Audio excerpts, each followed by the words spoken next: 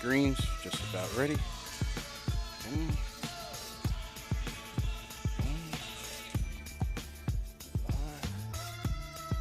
Okay, all right, there we go. Beautiful day in the neighborhood. Started back from the top. All right, here we go. Salute to Knicks Nation on this Wednesday evening. Another KFTV and Bleacher Report simulcast. CP the franchise, and today's guest, we've been having a number of great guests, man, and this one was a long time in the making, man. Die-hard Knicks fan, actor extraordinaire. You can catch him on a number of TV shows and movies, man. Most recently, Lioness. He's a New Yorker, man, native New Yorker. Kirk Acevedo in the building, man. On today's show, we're going to talk about those Knicks, man. Knicks taking on the Portland Trail Blazers tonight in the Rose Garden. We're going to talk about Kirk's Knicks fan origin story as well. And plus, the Minutes police are rejoicing right now. Breaking news as Mikal Bridges sets the newswire on fire with his comments about Tom Thibodeau, man. So we got to talk about it all. Lock in, hit the like button, hit the share button, and subscribe to the channel. Let's get it going, man. All right, Kirk Acevedo in the building. Kirk, how you doing, man? Welcome to KnicksFanTV, man. Well, my pleasure, brother. Love your show. Watch it all the time. And I'm doing good, other than waiting for Brunson to get back and healthy. Waiting for the captain to get back and healthy. It was good to see them snap that 3-game losing streak with, a full team effort against the Kings, man. What'd you think about that last game and where the squad is at right now? I thought they look really good. Defensively, everyone was saying, "Oh, we should trade Mitch," but we're seeing now why we didn't trade Mitch. He changes the game, literally. I mean, listen, offensively, Cat is brilliant. Defensively, he's not brilliant. Right, and so, Yeah. He makes up for Cat's deficiencies. I definitely want to see them play a little bit more together Sure. in lineups. I mean, obviously, Cat can do that. He did it with Gortat and Gobert, Gobert. Sorry, Yeah, Gobert. yeah. And but Mitch is still getting into form. Like he's still like a week, 2-3 weeks away of really getting primed. But we'll see increments of him getting better and better and better. But the defense looks great, man. Yeah. Defense looks great. I'm with you, man, and there's some stats out there that, yes, in the short sample size, the Knicks' defensive rating has improved since the addition of Mitchell Robinson. But even when you're just watching out there, his minutes defensively, it's been night and day in terms of where this team has been and what he can do. And he's doing exactly what you need from him to do. Be a paint presence. He had about 4 or 5 steals in that Kings game off of the bench. That's right. And you saw it, like, guys had to think twice. He changed the tempo. He disrupted the rhythm. Guys like Zach LaVine weren't able to get into the paint, or DeMar DeRozan or Malik Monk. Like, Mitch just having that presence with the wingspan and his size, it changes things defensively, man. Plus, also, it's infectious the way Mitch plays D. Everyone, it's just like osmosis. They're all like, especially, you really see it out of Mikal the last few games.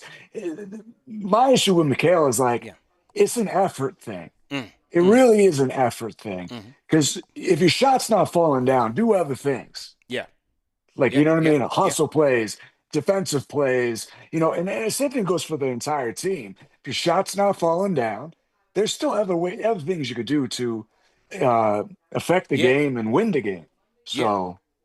Yeah, no, I agree with you 100%, man. Also in this game, Deuce McBride, he's in the spotlight because he's got to man the floor general role, and it's a role that, Tibbs has said, listen, I have all the confidence in him. Deuce McBride has said, I'm ready for it. I played point guard before, and he stepped up, man, was very aggressive in that game, 15 points in the first quarter, and this is the version of Deuce McBride that you're going to need to see for the Knicks going forward until the captain comes back. Yeah. And also, he's a two-way player. So you have a lineup now, right? That's like, other than Cat, you have like 4 defensive players on the floor. And I mean, that's, for me, that's in the playoffs come around.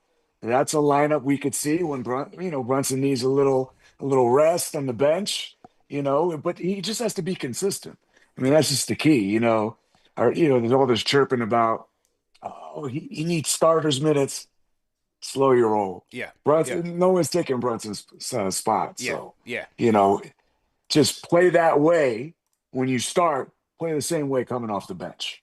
Uh, That's just my yeah, totally agree, man. And how about the dog, OG Anunoby, man? Seems like he's getting his shot back. Last 5 games, he's averaging 20 yeah, points per game, 38% from three. The yeah, defense is stepping up. We yeah. call him the dog. That's our nickname for OG, man. What's been I your love impressions of OG. the dog, man? I love OG. I mean, did we overpay for him? We overpaid a little. Yeah, But still, when you get a guy that could guard 1 through 4, literally on any given day, and shut you down and still score and yeah. still do your hustle plays. That one play when he dove over what was that game? I forgot it wasn't Golden State. It might have been the Lakers, Mm. and he dove over, and you're like, no, don't dive. Yeah. I don't need you to get hurt. You know what I mean? Don't dive on the floor. OG, don't dive. Yeah, yeah, No, but you know what I mean. You see, and then there was complaints that like when he had the injury and he was out for like 2 weeks. yeah, I was like, second game back, they're like, "Ah, this is terrible. He hasn't come into form yet." I'm like, "It's been 2 games. yeah, yeah. Took him really 4 games to get back, and he looks great. And he's really, for me, he's really stepped up with the absence of Brunson. He's really stepped up. Yeah, been super aggressive on both ends of the floor, man. So I'm Yeah, certainly pleased with OG. But like you said, man, whenever he hits the floor, you got to hold your breath a oh, little bit. You're like, oh, man, yes. here we go again. You know Him what I'm and saying? Mitch, Him him and and Mitch. Mitch. Anytime those guys hit Yeah. the floor, and listen, part of it with Mitch though is Hmm. in his defense, he hustles, he plays hard, Yeah. and then the last injury, pretty much. I mean, we don't know, but Embiid pulling on that leg and then landing Dirty awkwardly, play, man. That was a dirty dirty play, play. man. I mean, listen, dirtiest player in the league, 100%. and then everyone says, "Well, but you take him if he was on your team, you take him." No, not that Embiid. Yeah, yeah, not that version. Maybe Embiid 2 years ago, Right, yes. right. This Embiid, I mean, you can't even give him away. Bro, So, I mean, we're so spoiled right now as Knicks fans. You hear some fans complaining we're not good enough yet, but hey, yeah, it could always be worse. You could always be a Philly fan with hundreds of millions of dollars stuck between two injury-prone players and one who, with Embiid, who knows if he's even going to come back? He might be retiring, man. right. And then who knows? Maxi, players get upset. Players like winning. And they like, maybe he's like, maybe I should be the first option. Yeah, And then, those two take a little back step because I'm healthy and busting my ass and also coming to practice, working hard. Players ask out. A lot of times players ask for trades yeah, because, he's going into his prime. He doesn't want to waste it with 200 players, and I don't blame him. yeah. So, It's fair points, so man. precarious situation for Sixers management. Yeah, absolutely, man. And so today now, it's so interesting. And shout out to Father Peace in the chat. They see you with the tip shirt, so they think you wore the shirt as we approach today's topic. But it was completely random. It was completely Yeah, random. yeah. So okay, so basically today now, shout out to Stephen Bondi of the New York Post. There's a lot that has been made about Tom Thibodeau and Right, his usage of the players. Are they playing too many minutes? Is he using the bench enough? And right. so now Stephen Bondi caught up with Mikal Bridges and asked Mikal Bridges about Tibbs and his usage of the starters. Are they playing too much? Here's what Mikal Bridges had to say. And let me know what your thoughts on this. Let's get into this Sure. conversation. He said, sometimes it's not fun on the body. Our bench guys can come in and we don't need to play 48 minutes. It helps just keeping fresh bodies out there. So now there's a faction of the fan base that we call the Minutes Police. You're on Twitter, you know it very well. I think this could be a championship moment for them, man. Your thoughts? So my issue is the person delivering the message. Okay, talk If about it. Josh Hart said that, then we got yes, Yeah. because Josh Hart has more weight. He plays hard every possession of every minute, and no excuses. Now, Not saying that Mikal doesn't, but for me, from the eye test, I see Mikal floating. Mm. And what I mean by that is there's some plays that you see him take off some plays. I never see that with Josh. Josh is 100 all the way. Mm. Pedal to the He's like metal.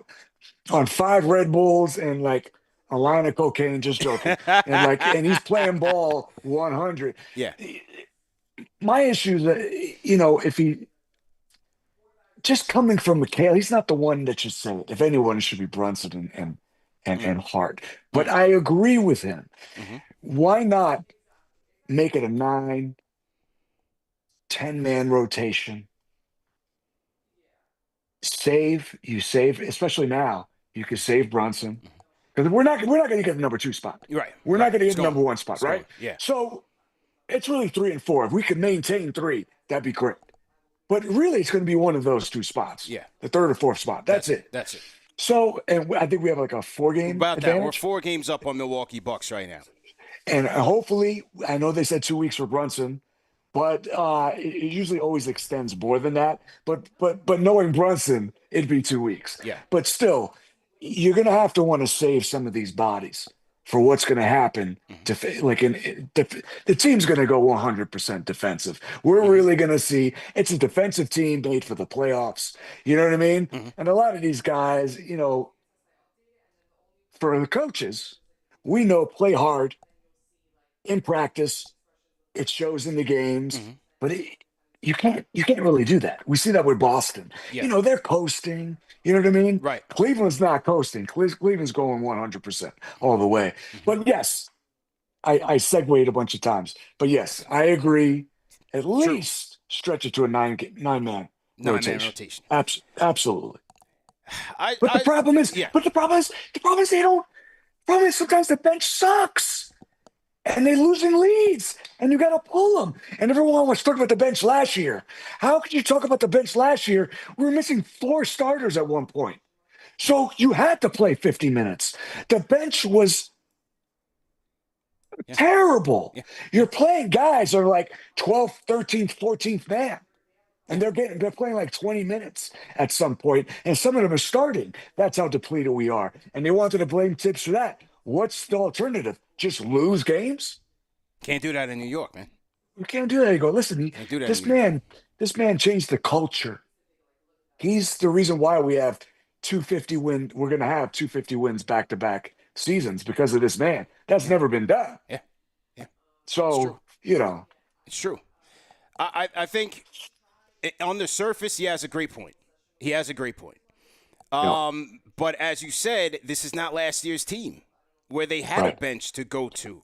A lot of times fans say, hey, man, just throw these guys out there, develop a bench. Like Campaign and Landry Shamet don't need developing. They are who they are. If you want to make a case for the younger players to get in, like the Koliks and the Daddiers and stuff like that, I get it. But again, this is not last year's bench.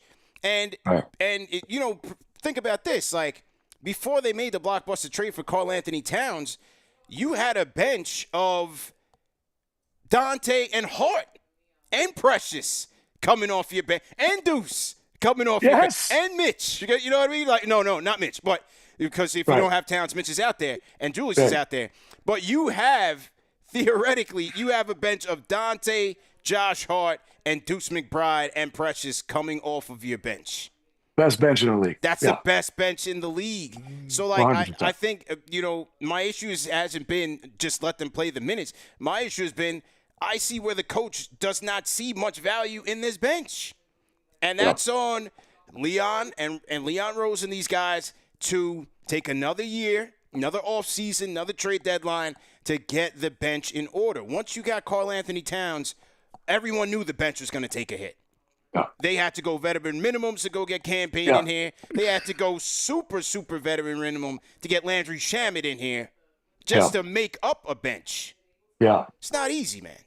It's not easy. Not only did we lose our bench, we lost defense in that starting team by getting Cat. Yeah. Listen, Randle wasn't the best defensive player, but he played average defense. Yeah. Cat Cat is not even. He's the He's not matador even. defense, man. He's the I think he matador defense, man. I think he has the worst percentage of post defense in the league. Yeah, yeah, I think that's just the worst in the league, yeah, which is it's glaring. I mean, I see guys going for layups and he's just watching them. I'm just like, that's crazy, yeah, dude. yeah. Hustle. All that is hustle. Hustle. And another big loss was, obviously Hartenstein, man. They lost him to the CBA. That was just a technicality, but he was a monster defensively for this team. So I'm just not a look. I agree that you're gonna burn some of these guys. You're gonna burn some of these guys out. Everybody's not built the same way. Like I was arguing with somebody yesterday, and they were like, "Oh man, all these guys are gonna get burnt out." I was like, "Well, you take a look at Jalen Brunson in the playoffs carrying this team. He raises his level of play. Ain't no burnout when it comes to Captain Clutch. He's a dog. No burnout. And this is what superstars are made of, right? Yeah. But look, man, like, a lot of fans like, man, like, just throw the bench in there. We don't have to win all these games. To me, that's just talking out of two sides of your mouth. Yeah. Because when they do start losing here in New York, it's why'd they lose? Where was this? Why wasn't this guy playing? Why didn't the coach adjust? The coach is still going to get the blame. Still going to get the blame. But this is where the bench could get more minutes. And this is what I put on tips. Let's talk about it. When we got 20-point leads, 30-point leads, the starters are still in there some games, and I'm like, what the hell I agree with that. What the hell are you doing? Yeah. Like, listen, there is no lead in the NBA. There's no lead. I've seen 30-point leads go in one quarter. So, but still, you could find 2-3 minutes for certain guys, especially guys like Hart and Brunson, especially those guys, because those guys play every minute, and it's just hard on those guys because they're small guys. Yeah. I mean, Hart's playing out of position.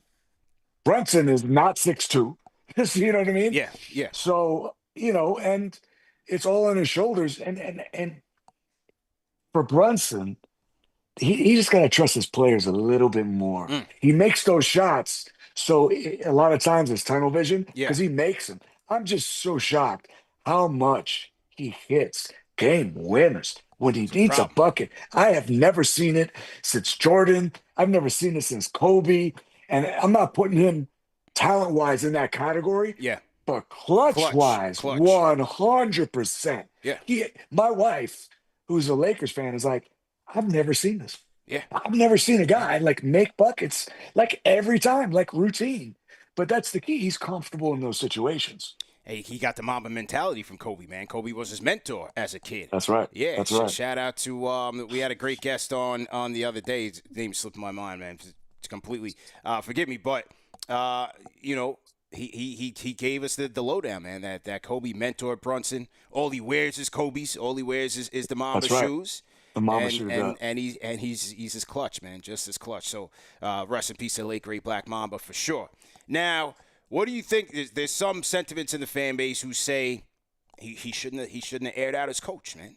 He shouldn't have aired out. He should have kept it on the wrap. Some people are old school like that. What do you think about that? That's why I said that the delivery. It's the wrong person delivering the message. If Hart said it, Hart would have said something funny, and they were like, "Listen, I had to beat up coach and told him like." But Hart understands diplomacy. He understands his position. He's loved. Him and Brunson could do no wrong in the Knicks franchise, so he has leverage. For Mikal, for me, for what we gave up for him, bruh, that's not you. You shouldn't be. I need you to play defense. I need you to play defense better. And I'm one of the guys that was on Knicks Twitter saying, we need Mikal. We get a two-way player, whatever we got to trade for him. But I thought 4 picks we were going to get. Yeah. 4 picks, a pick swap. But it was crazy and so my point is, I think offensively he's fine. I think he overthinks it sometimes. But defensively is where I'm disappointed in him. I have not even seen remnants of that player when he was in Arizona. You know what I mean? I'm like, where's that guy? Yeah. So wrong guy delivering the message. Right now, we got a poll going up. Salute to everybody in the chat. Right. So once again, hit that like button, hit the share button, subscribe to the channel. ZP the Franchise. We got Kirk Acevedo in the building. We got a poll right now up on the chat.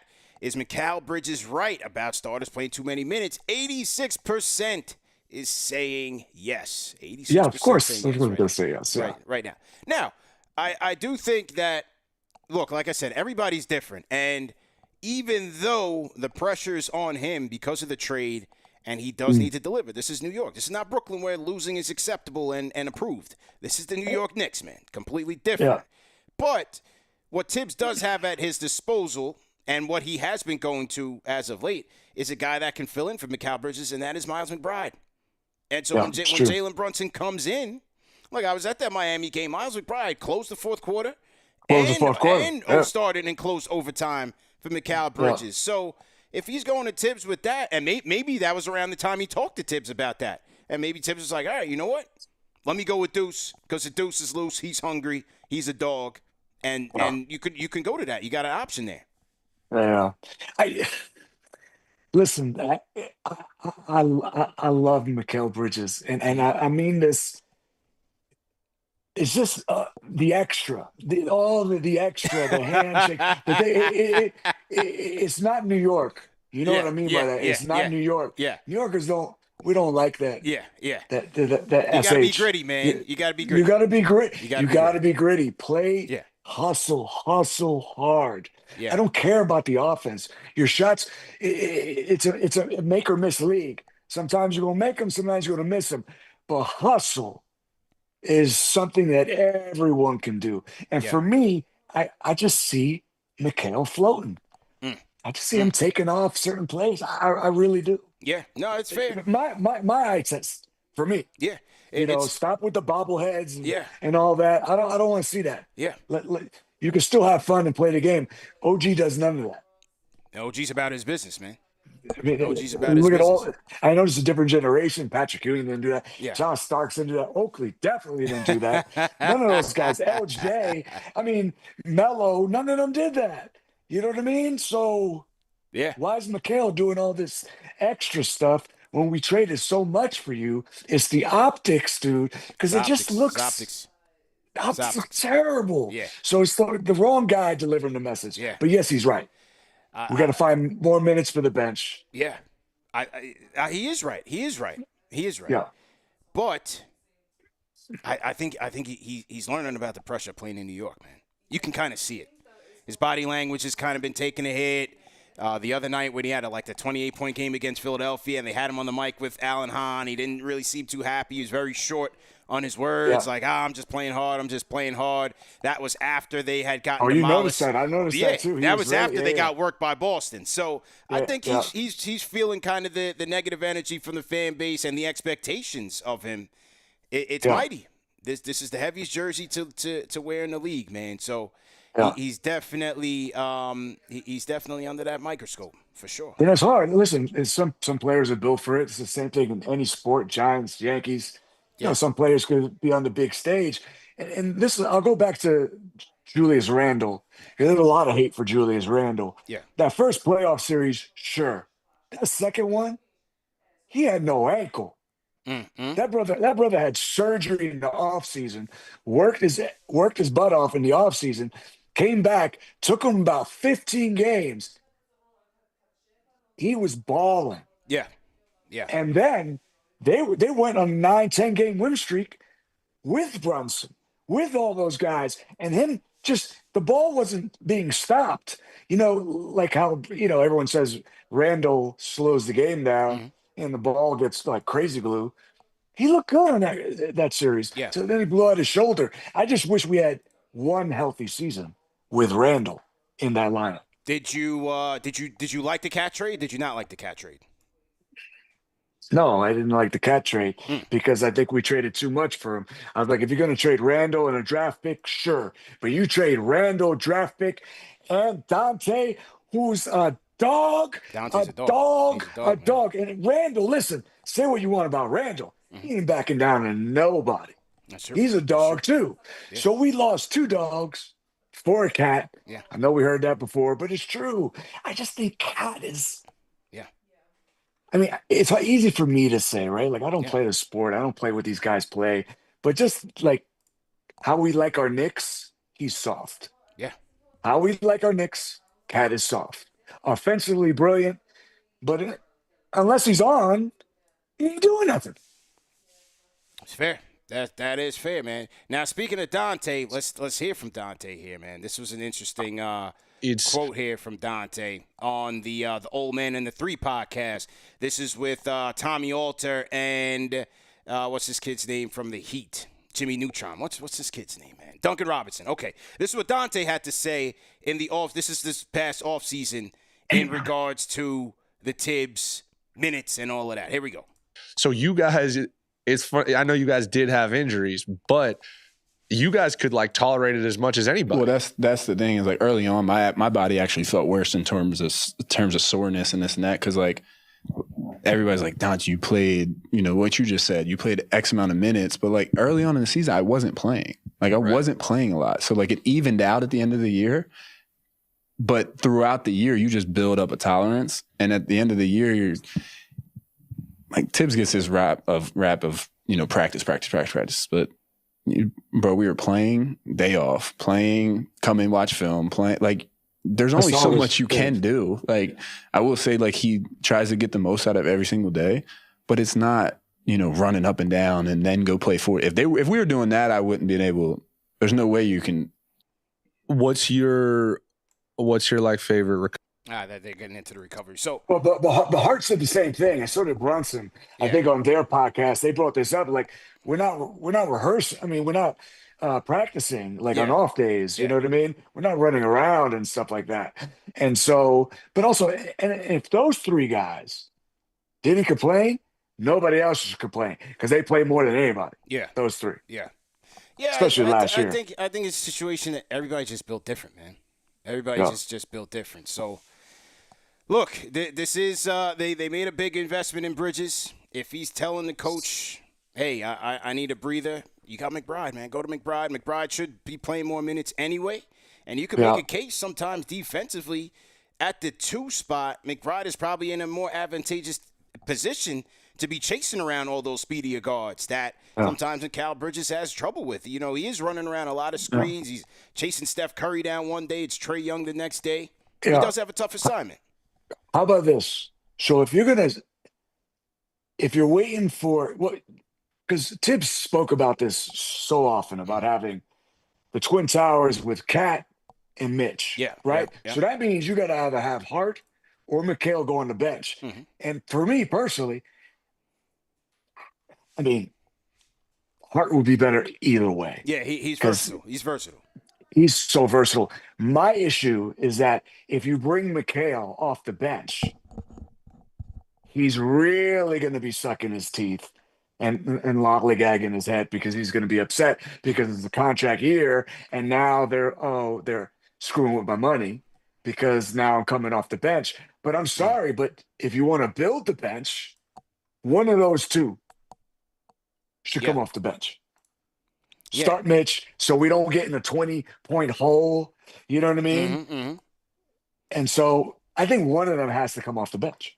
Yeah, it's going to be interesting to see, like, once Mitch does ramp up, where Tibbs goes. Like, is he going to wait until playoffs, and is he going to try to match up that way? Now it would be against the Pistons if the playoffs did start today. So you have the youngster there who they would have to tangle with. Do they put Towns in that situation? Going to be interesting to see which direction Tibbs goes, especially when playoff time comes. But make no mistake, Mitchell Robinson, whether it's starting or not, he's going to play a big factor, man. Defensively, he's going to have to. Definitely going to. Yeah, especially with the bigger lineups, right? Like, I mean, you're going to need them. When you go with Giannis and those teams, it's bigger lineups and Cleveland. Like, I would love to have healthy Mitch, and then us go up against Cleveland because we haven't seen that yet. We haven't had that yet because that's a different team. Now Cleveland, and which is good because if we play Cleveland in the playoffs, they haven't seen that. Yep, fair point. I mean, they saw it 2 years ago, but they haven't seen it this year with this squad. So, shout out to LD Franchise channel member. Leaves a $4 super chat, says Josh is never defending the best wings every night. So he says Josh Hart's rolls a little bit different. He says Tibbs is losing Mikal. Take this as a warning. So that's LD, man. I said in one of your subtweeted one of your posts. Mm-hmm. And I was like, I mean, listen, I see it being an issue, Mikal. I Yeah, really yeah, do. yeah. And I think you have to ride him out this season and somehow package him in the offseason. See if we get a Kevin Durant. See, because it's wherever Kevin wants to go. Yeah. But he's the perfect missing piece. Like if he really wants to walk into a situation, because it's not Golden State, because now they don't like how you going to get him. Yeah. But like, I mean, you have to probably package Mikal, Deuce, need a third team, and Yeah. a draft pick to rent KD for 2-3 years. I do that in a second. He's still like That's tricky, man. But no drop he off. gets hurt, man. He gets hurt though, man. He's due for a calf injury, hamstring injury here and there, foot injury. He's Okay. not gonna get healthier, more durable as he gets older. But I'm just saying it. I'm just saying for Mikal, for filling that spot. Yeah. He's taller, bigger, plays. I mean, I think just his length alone is better defensively. So he's underrated defensive player, KD. So Before they got Cat, I was ready to trade Julius for KD. Before they Would went do and that. got Cat, I was I ready would to do trade that. I would Julius do for that KD. in a In a second. heartbeat. Because then In we a still have a heartbeat. bench, all Yeah. those draft picks, like we wouldn't be giving up like Julius Randle and 5 draft picks for KD. Yeah. That would be insane. 100%. But I mean, something has to be done with the bench. And unless somebody falls in our lap or play Kolik. I don't know why we're not playing Kolik. Tyler, the creator, man. He came up, he met the team in Sacramento, hasn't played just yet. So we'll see what's up It's just tonight. Maybe in Portland, man. crazy. Maybe we'll see in It's just Portland tonight. crazy. I mean, but he hasn't played well when he's played. That's an issue too. Like he really hasn't. Yeah. So, but he's a real point guard. He's a true point guard, and I just think off the bench, I don't know. To me, he's their most capable playmaker off the bench. Yeah. Tibbs just has to trust him, man. But then Precious somehow gets in the doghouse, and I wonder if that's just something we don't know as fans, like behind the scenes. Like, is it a problem between him and the coaching staff? Because when he got a DMP, I was like, why would Precious? I mean, Precious looks good every time he plays. Yeah.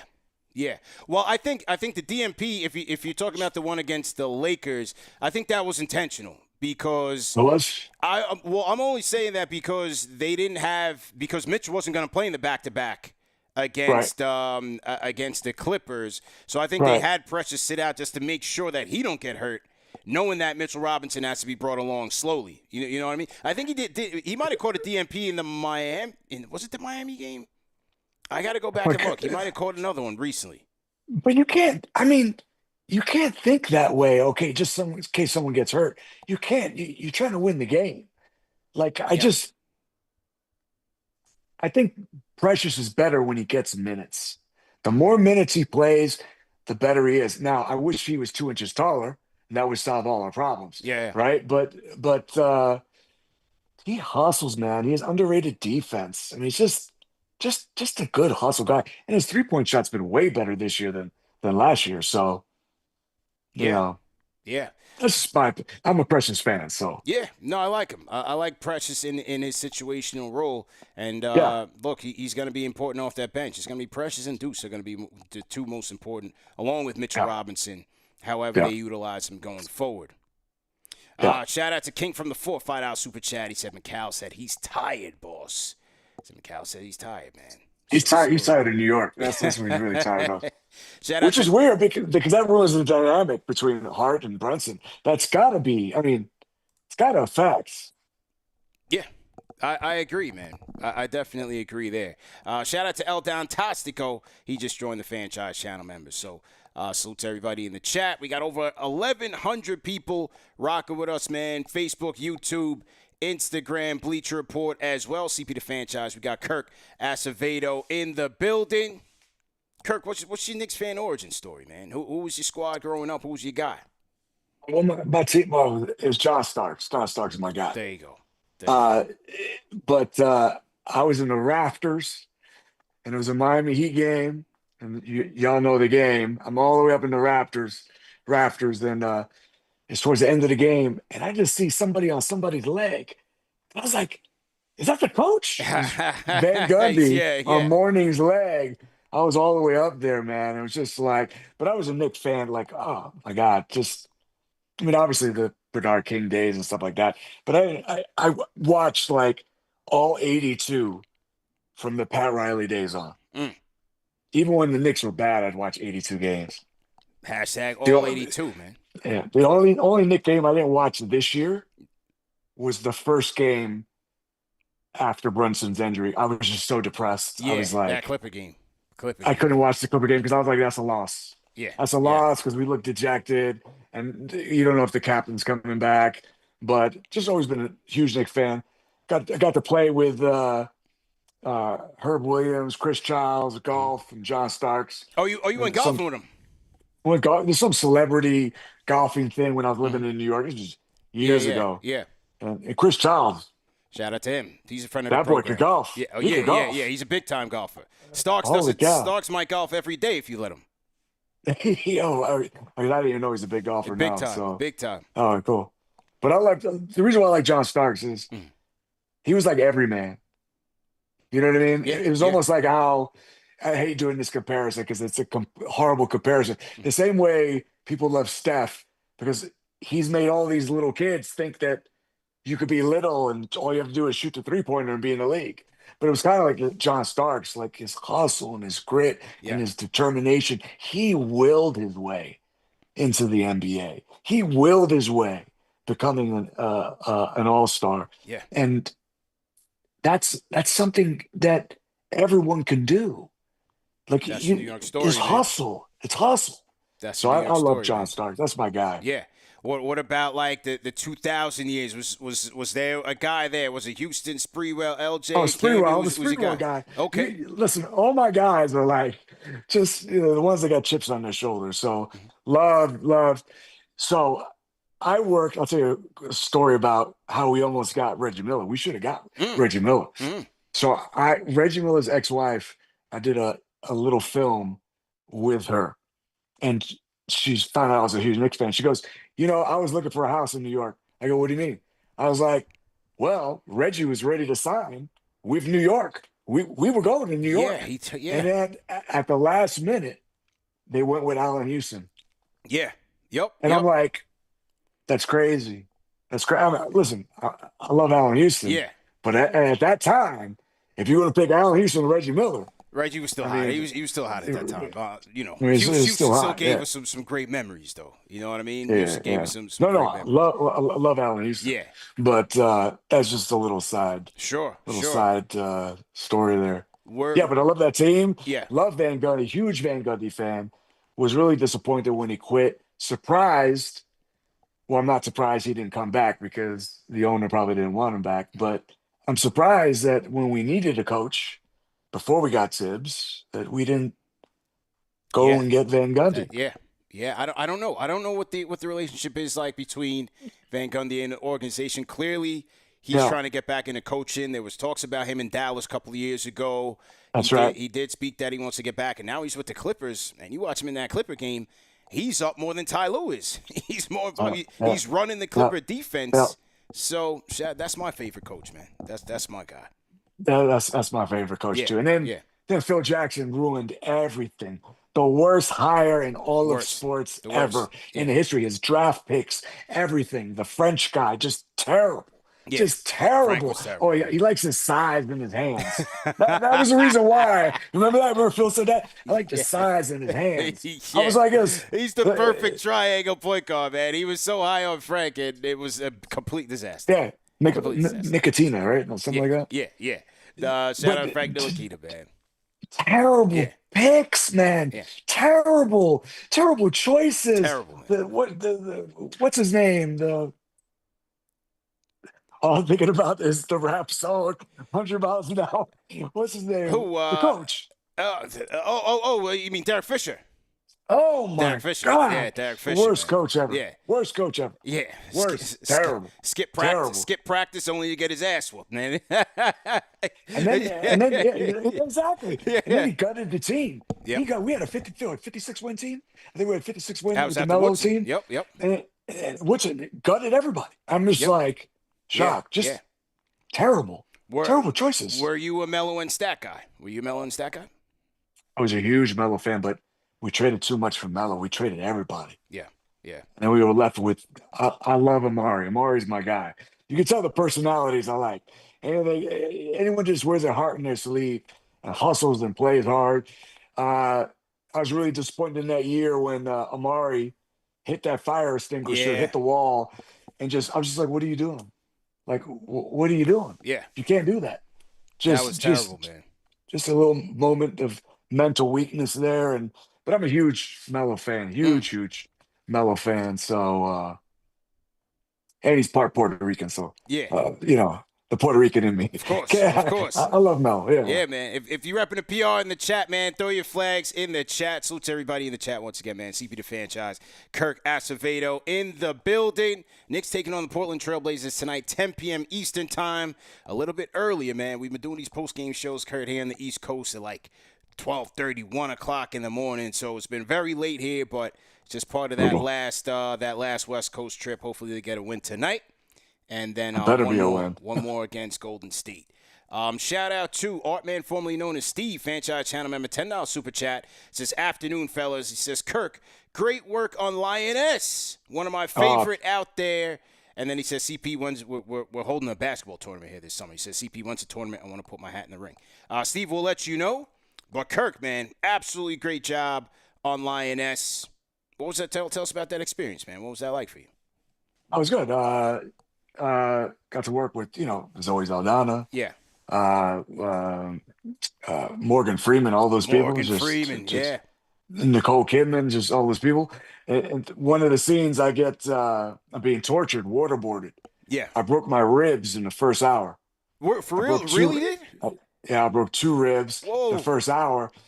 And so Thad, the actor, I forgot his character name, the blonde guy. Yeah. Thad, yeah. He has his knees like 200 pounds. Yeah, I'm only like 170. He has his knees right on my floating ribs. And I felt 2 pops, like a pop. Yeah. And I was like, and I broke ribs before high up, but you feel those because you can't breathe. This one, it was like, did I just break my ribs? And then a minute later, it was terrible. I had to film for 11 more hours. Yo, crazy. And so it was my second day shooting. And I was like, oh, I'm not going to be that actor. They're going to think I'm that actor. Like, you know what I mean? Yeah. Actors always hurting themselves. And so I was like, I think I'm like, what do you want to do? I was like, no, just keep going. And then I flew back home because it was a weekend. I got x-rays and the x-rays showed 2 breaks. I was like, yes, because I had proof. Yeah. I had proof. You had the doctor's note. Yeah, it's great. One of the best jobs I've ever had. Everyone's great. Yeah. True professionals. Zoe Saldana should win an Emmy after winning the Oscar. That show was crazy, man. Our fans just in the Knicks community, they was like, yo, CP, you got to watch Lioness. I mean, my girl literally binge watched season 1, season 2. It was crazy, man. Great actors, great producers, Taylor Sheridan. I mean, just everything above the board, like just A-class all the way. Yeah. Anthony D in the chat says, wait, this is my G from Oz, LOL. Well, yo, I mean, you were part of one of the most classic HBO series, man. Like, how do you reflect on that? That's my favorite job. Favorite job of all time. It's like my first job. I mean, basically learn how to act on TV from that job. I mean, just to this day, like Tom Fontana and Dean Winters, like all of us still communicate and talk and text and just listen. That whole logo, it's not TV, it's HBO. Was from that show. That show made that logo. Sure. Because it's the first 1-hour cable show ever. Before Sopranos, before six Feet Under, before Sex in the City. It's the first, and it's just have a lot of love for that show and the people on the show, and for HBO for taking. I mean, we don't even see in other shows nowadays the graphic, like just the brutality. Like, I mean, Game of Thrones probably came the closest. Yeah. Like for showing graphic stuff. But I mean, that show had priests getting, crucified on the ground. Yeah. People eating feces, like just crazy stuff. Crazy. Yeah. When they always talk about how, I forget the term, but it's like, as you're preparing for a role and you're getting inside the mind of the character, right? They talk Sure, about like rehearsing. rehearsing, and they talk about, Yeah. how with Heath Ledger, I mean, took him all the way over the top, and Sure, some sure, guys, they just get so deep into the character, they lose themselves. I sure. mean, have you ever experienced that? Like, what role was that, or TV show, or movie? Like, if you have. No, I mean, mostly probably theater would be like that for me. Mm. Uh, it's like an old Dustin Hoffman thing when he was when he got what's the thing famous one that made him famous, got an Oscar for. I forgot the film, but Mrs. Robinson, Yeah. the Mrs. Robinson one, whatever that film. Okay. He goes, "Look, listen, some scripts you get, you go home, you eat a hamburger, and then some scripts you get, you go home and you go to the lab and you Mm. break it down to the minutia." And so, some scripts don't call for that. Do you know what I mean? Yeah. Yeah. Like some scripts you read it like, oh, this is easy. I know what this is. And there's others you have to find nuance and find levels and layers. The same way a basketball player has to find his game, the nuance, the layers of it. The counter moves. It's the same thing in acting. Same thing. Mm. So for me, it would be theater. I mean, the theater Yeah. just had bigger parts. I was always the lead, so it's just more for me to eat, Yeah. so to speak. What do you attribute to your longevity, man? I mean, you've been doing this for a long time, man, and rising up the ranks and different series, different movies. What do you attribute that to? I'm still hungry. You know what I mean? Mm. For me, I still haven't got mine. If I have to put it in perspective, Mm. and also just you know, I want to work. There's other things I haven't done. Do you know what I Mm. mean? Like Mm-hmm. Mm-hmm. there's comedies and stuff like that, and that I haven't done. Like sometimes, like it's the equivalent would be like a guy going to a team, and he wants to start. He wants to show you what he has. Do you know what I mean? It's the Yeah. same thing. Like Yeah. there's more to me than what I've shown. So to speak. Sure. So and I love acting. I mean, I've done it since went to junior high school performing arts in East Harlem, Yeah. high school performing arts, SUNY Purchase Conservatory. So, Mm. I've trained and studied. I love it. I love Yeah. acting. I love watching films and, you know, I love doing it. That's And it's the dope. only thing I'm good at. That's the only thing I'm good at. Well, So, what's interesting is that, man, like, you've been in damn near like all the crime series there's been. Like, New York Undercover was my favorite as a kid. You've been in uh, NYPD Blue, Law and Order, uh, Blue Bloods. Is that uh, like because you've kind of built that reputation, you get those calls, or are you and the agent reaching out like, yo, I want this part right here. I want to try out for this? no, so like in our business is you're only as good as the last thing you did. So until you do something else completely different, Mm. they don't know. The people who hire just don't know. Mm-hmm. Do you know what I mean? Mm-hmm. So they want me to play the cop or the edgy guy or the bad guy or the tough guy or the anti-hero. Mm-hmm. And listen, I prefer to play the bad guy than the hero any day. Bad guy's way more three-dimensional than the hero. Yeah. Yeah. So uh but yeah, but I mean I love those parts. It's up to us, the actors, to find nuance and layers and how to Mm. play it differently Sure. than your typical bad guy. Mm-hmm.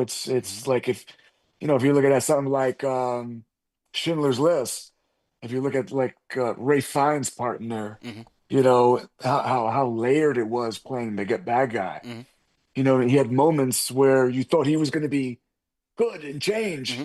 And that's the actor finding Yeah. layers and is just, in the performance, it's not one dimensional. Yeah. You're not just bad. Right. Right. Why are you bad? Yeah. Why are you the way you are? It's You know nuance. what I mean? And, yeah, there's nuance to it. Yeah. Yeah, no question. That's very interesting, man. The thing about sports, especially when I was coming up as a kid and watching the Knicks and the NBA, obviously, it was the rivalries, man. It was kind of that unscripted nature of sports where everything is Yeah. unfolding before you in real time. That's what I always Yeah. drew me to it, and especially with the Knicks because it was like they were always going up against those villains. It was going up against Yeah. Jordan or Reggie or Tim Yeah. Hardaway and Mourning, Riley. Like those things like really captivated me as a kid. If you Yeah. would take, but they also had a lot of heartbreak.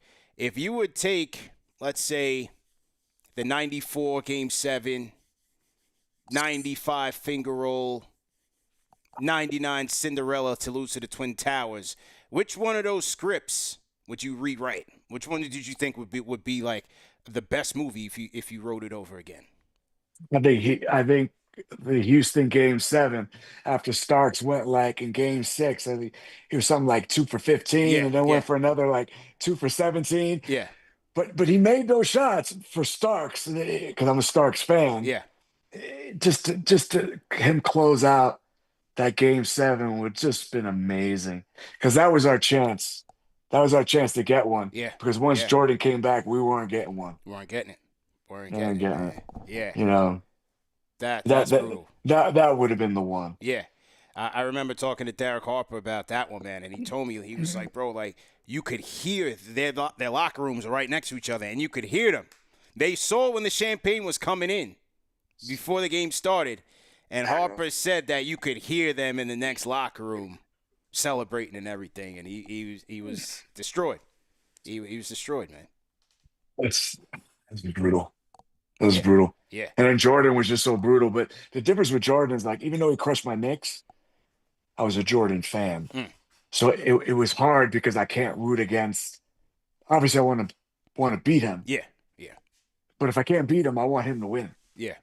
I rooted for Jordan all the way if he beat us. If that makes any sense. He was the GOAT. He's the GOAT. Yeah. Never see anybody like him. And all this stuff about, I read an article about is Joker top 5 center right now. And they had Wilt, they had Akeem, they had Shaq, they had from the Lakers, Kareem. Yeah. And then they put Russell. Or Chamberlain up there? Probably Chamberlain. No, Chamberlain. Yeah. But Russell was in that group too. But this is my thing. In 1957, when they won their first championship, there was 8 freaking teams in the league. 8 teams, yeah. Stop it. You don't a center shooting 44% from the field. Stop it. He's not an all-time great center. Am I wrong? Yeah. Not all-time great center. No. I wouldn't. No, I'm putting Kareem up there. I'm putting Joker to take his place. Over Kareem? No, over Russell. Oh, yeah. Well, Russell's not top 5. They're always going to give Russell the respect because of the rings. Yes. But in terms of, like, dominance of the sport, like you said, it was 8 teams that time. I got to put Kareem up there. But you're not doubling Russell. This is my issue. Yeah. He's like, maybe, they say 6'10", he's probably 6'9", more like 6'9", in a league where everyone was 6'4". You only had 2 giants, Wilt and him. Yeah. So how'd you only score 44% from the field when you're playing with little men? And then everyone on your team was studs. Boston had studs. Classic team. But just errors. I mean, that era could not compete. Just stop. Could not compete, that era. Yeah. It's an interesting debate, man, with Joker. I mean, he's going for his 4th. I think SGA is going to get the MVP. Who do you think is going to get the MVP? I think SGA is going to get it, but I think for a lot of reasons, and I think it's a lot of political reasons. I think it's also a lot of reasons because if Joker played defense, he'd get it this year. I mean, he has crazy numbers. Because somebody said something on the Gilbert Arenas podcast. It says we've seen a guy average 32 already. We've seen that. Now he's like a top 3 team, right? They're the 3rd best record in the league, or 3rd best record in the league, right? Yeah. Or they're better than Boston, or they 2nd or 3rd? Who? Denver? No. OKC. I gotta look at they're playing tonight. It's gonna be a good game tonight. A great game I gotta tonight. take a look at that. But he's the only guy. He's the only guy on that team. If we look at the Nuggets, they got a better team because they got a number 2. They got a definite number 2. OKC don't have a number 2. You like to think what's his name is the number 2, but he's really not. Jalen Williams. Yeah, Jalen Williams. He's not really a number 2. You show it in the playoffs, and I'll believe he's a number 2. But he's the only guy right now that you could really depend on in OKC. Really the only guy. Yeah. So, and you look at all these other teams, like, how could Jason Williams be in the conversation? His team's like an all-star squad.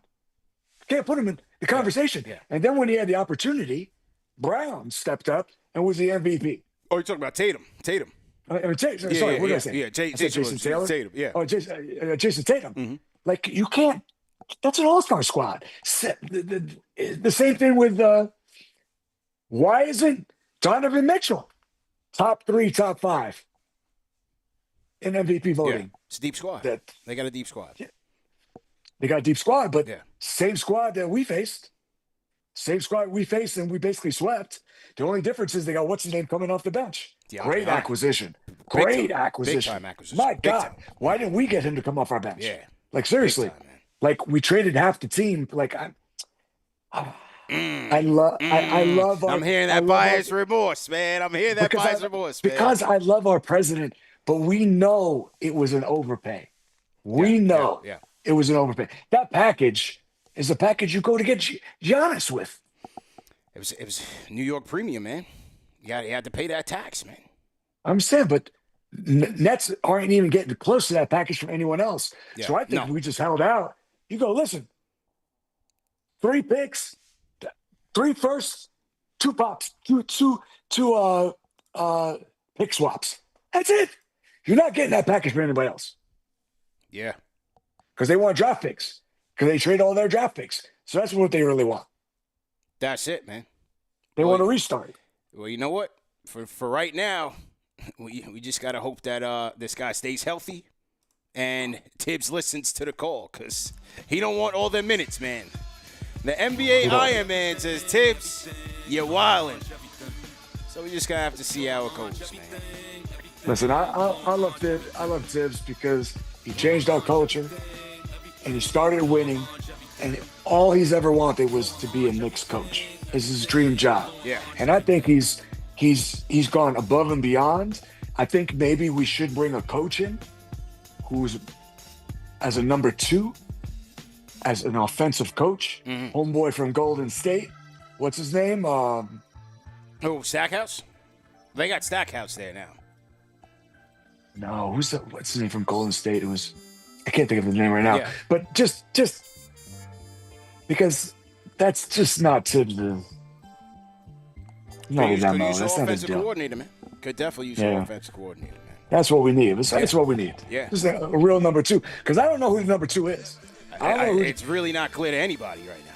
Yeah. It's really not clear. Because we thought it was going to be, Brunson's dad, but that's not really the case. So I don't see who comes off the bench, who goes in Tibbs' ear. I just don't see that. I mean, Tibbs is like top dog.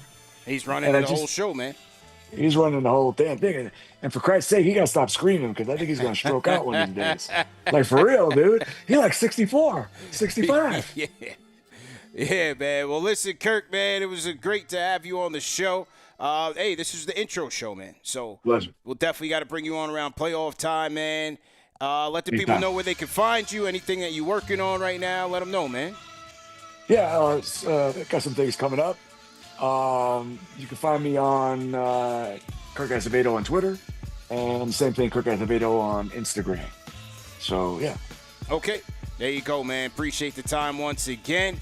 Ladies and gentlemen, that was Kirk Acevedo. Hit the like button, hit the share button, and subscribe to the channel. What do you guys think, man? What do you guys think about Mikal Bridges' comments there? Does he have a point? Does he have a point? The minutes police are up big time. You got one of your own, a starter, saying, Tibbs, you got to relax on the minutes, man. So, hey, I can't go against it, man. A player says he wants out. Then, hey, give him a breather, Tibbs. Shout out to Rhyme Animal Chuck D. $10 super chat says, LOL kicks. Courts, van rides, commercial flights to KC and Buffalo. No trades would make these modern players different. Can't compare eras, but you can try and see. Yeah, that's a fact, man. That's a fact. Let's see who else we got in here. Salute to my franchise channel members. Go ahead and throw a salute in the chat. All my franchise channel members in here. Rick V said minutes police are outside MSG. Zach, salute. Thomas Donnery. Bridges going to the bench. Vega, salute, man. Will Latimer, appreciate you. Rhyme Animal Chuck D, always appreciate you, man. Let me make sure I got all the super chats in here. I got Chuck Terrence, I see you. He says, let's not act like players don't usually keep it PC. Yeah, I mean, some do. You know, but some speak their mind, like a guy like a Josh Hart. I think he speaks his mind, you know? Like, do I think every player has an issue with the minutes? Maybe, maybe not. Like, I don't think so. I think Josh Hart is a guy who wants to play, despite being injured. But Mikal Bridges, he says, hey, you know, I don't need all these minutes. So in his case, we have a suitable backup in a Deuce McBride when everybody's healthy, so they can lean on him. Ty 73, see you at the play-by-play. We got play-by-play coming up tonight, 10 o'clock with CK2K, and then post-game live coming back on a late-night tip. Junior Karoma, I see you. John Talento, always in here. Salute, man. Fabian Aramaris. Salute to you, Fabian. Let's see, who else? Daniel Beausejour. Salute. He says, why get an offensive number 2 when we can get another coach who can do both? Well, you got to ask Leon Rose, sir. He's the man in charge, and James Dolan as well. Send him a letter. Isaac Blancafor says Tibbs needs a better coaching staff. Facts. Okay. I mean, you know, when it comes to like Andy Greer and some of those other guys, like it's hard to say, you know, what their roles are and what their job is. So I can't really comment on that. But somebody who is an X's and O's offensive guy would be good for sure. Isaac Blancafor, we've had enough of Tibbs' buddies in the bench. Okay. Thomas Dannery, shout out to Cola 5. Salute, man. Salute. All right, man. Either way, see you guys at Play-by-Play and Post-Game Live. Remember to support our sponsors, man. Go to Underdog Fantasy or use the Underdog Fantasy app and use our code KFTV for up to $1,000 in bonus cash plus a free pick. Like, share, and subscribe. Bleacher Report will see you on Friday. Got another guest coming up on Friday, so make sure you rock out with us, man. And, yeah, man, see you guys a little bit later. Peace. IG, appreciate you guys. Peace.